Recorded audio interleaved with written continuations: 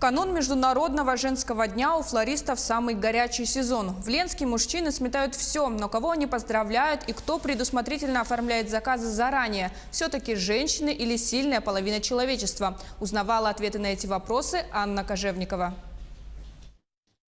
Чем ближе Международный женский день, тем менее привередливыми становятся клиенты цветочных салонов и бутиков.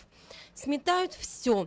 К 8 марта продавцы уверены, холодильники будут пусты.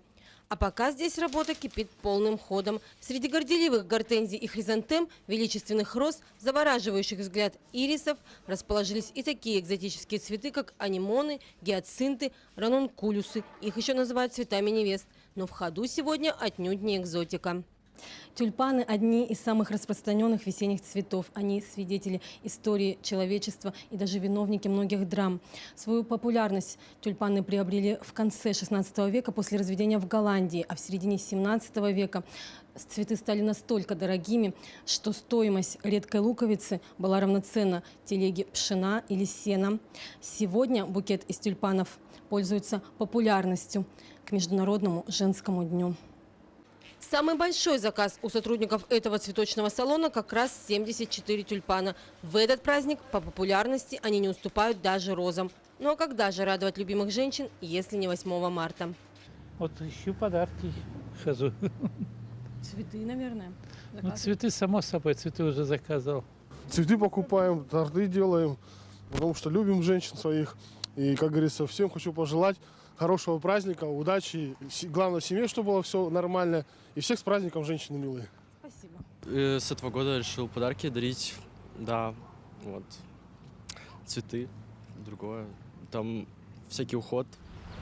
Заказываете цветы заранее? Да, так как сейчас на данный момент заходишь в цветочное, а там просто заказы не принимают. Но не только мам, жен, дочек поздравляет в этот день сильная половина человечества. Не забывают и о коллегах. Хотя, как отмечают флористы, предзаказы все же в основном делают женщины, которые остаются самыми требовательными клиентами. Но к 8 марта фантазия просыпается и у мужчин. Ну, мужчины бывают разные. То есть некоторые просто заказывают тюльпаны, некоторые любят классические букеты из розы, некоторые прямо очень требовательны к составу букета, прямо до мелочей расписывают заказы свои, то есть букеты заказывают. Дочкам заказывают. Даже такие букетики у нас есть, такие заказы, абсолютно одинаковые букетики, только маме большой, а дочке маленький.